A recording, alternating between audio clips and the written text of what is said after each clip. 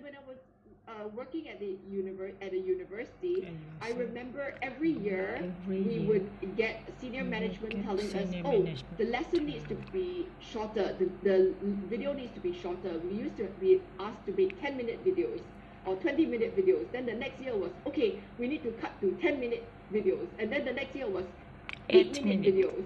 And I was saying, well, rather than, well, you know, in a few years' time, maybe it's going to be TikTok, 30-second videos for us to learn science or whatever it is. It's not possible. So there's two approaches. Either we can keep on trying to make our learning shorter and shorter and more bite-sized, or we can train our students to lengthen their focus and attention span. And I prefer to train our students to focus better. So one important technique for how to focus better is mindfulness. And mindfulness is basically brain training. And sometimes in Asia, in Thailand, in Singapore, for example, people get a little bit confused between mindfulness and meditation. They might think that, oh, isn't that like what I go to the temple to do? I pray, I meditate. So when I say mindfulness, it's a little bit different from the Buddhist sort of meditation. How we actually train our students is non-religious mindfulness, secular mindfulness, which is basically active noticing. It is practicing how to focus your attention on a single object of attention, and then to basically notice, right? To basically be able to notice more things in the present moment. So the first super skill really is focus and insight, and that's going to be very important because we are living in a world of distractions. And even like when we're living in the COVID-19 pandemic world, the natural tendency of the brain is to focus on negative news.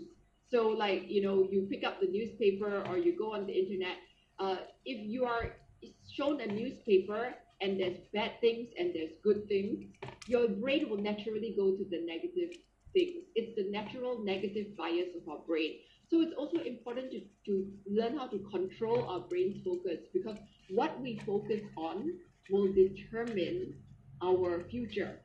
Like it's what Gandhi said. Gandhi once said, your thoughts or your focus becomes your beliefs.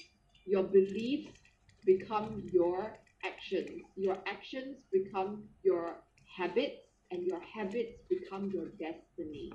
So it all starts with, what are you going to focus on?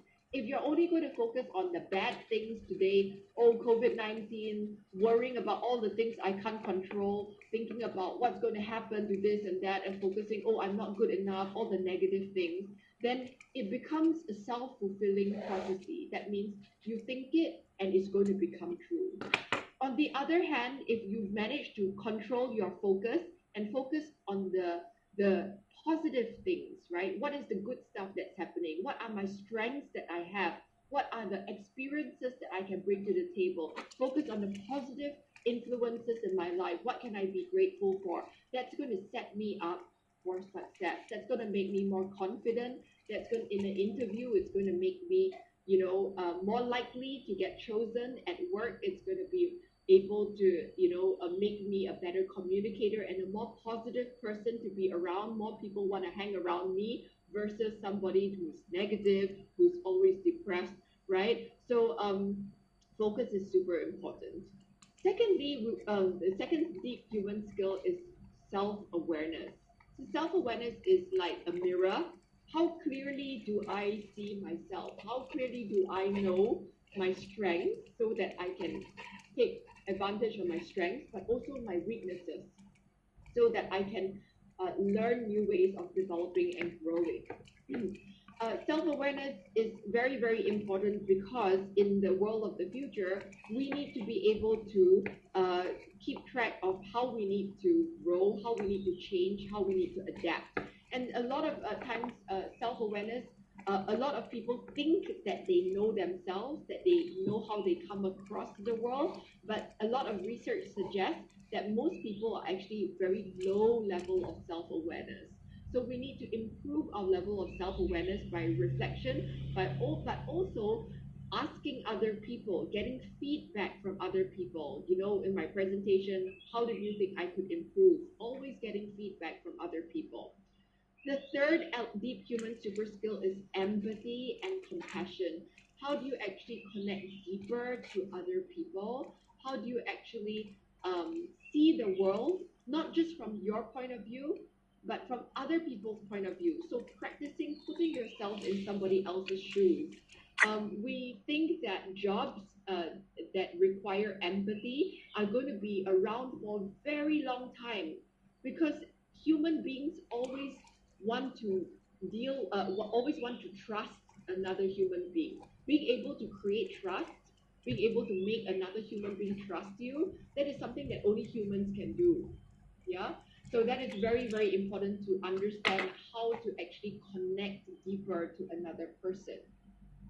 The fourth super skill is complex communication, and that means being able to have a difficult conversation with somebody, to be able to resolve conflict. For example, if two people are arguing, can you actually smooth out the situation?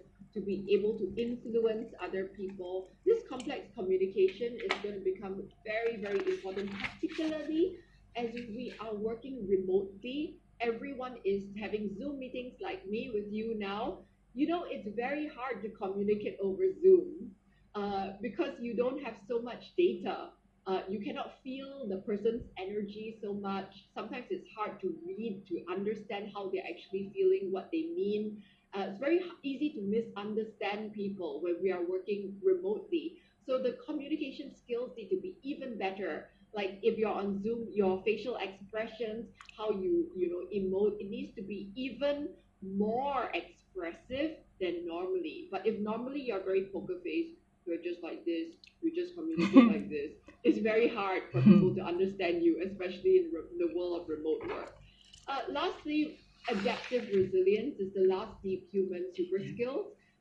It is about when life hands you a challenge, when life knocks you down, can you bounce back?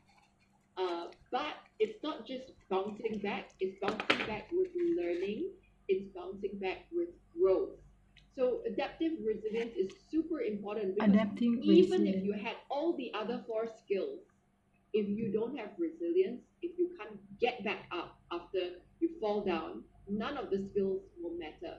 You need to be able to get up and to believe in yourself and to be able to adapt so that when you get up after life punches you, which it does all of us, you get up as a better person, new and improved. You have learned from the failure. That is about growth mindset. It's about understanding that nothing in life is really a failure.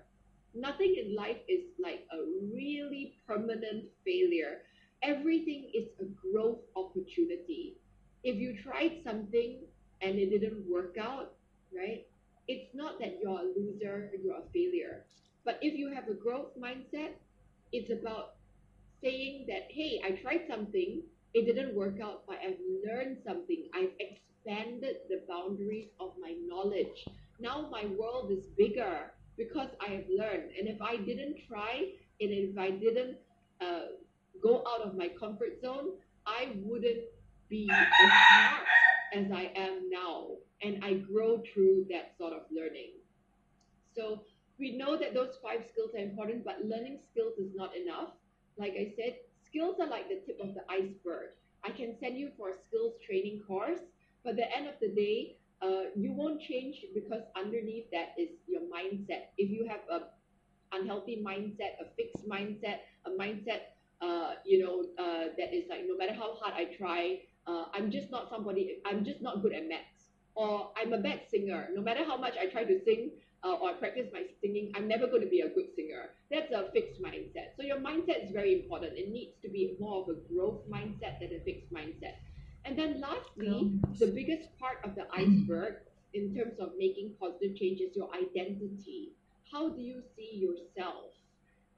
What kind of beliefs do you have about yourself? Which is why we talked about that self-awareness work. Knowing yourself, believing in yourself is very, very important. And that also is a little bit deeper than education. It starts very early on in your childhood through your parenting that shapes a lot of our core identity beliefs. But even if we had a less than ideal childhood, even if we had we even if we had certain factors that really led us to believe that we can't do it when we were younger, we can always change our identity beliefs. We can always work on them, whether it's seeking help from a coach, from a counselor, from working on ourselves, doing reflecting, finding a supportive community of other people that help us see ourselves as for our strengths and appreciate our strengths. That part is really really important as well. So I want to lastly, I want to talk about three important mind shifts to shift your mindset. The first one is about shifting away from fear of failure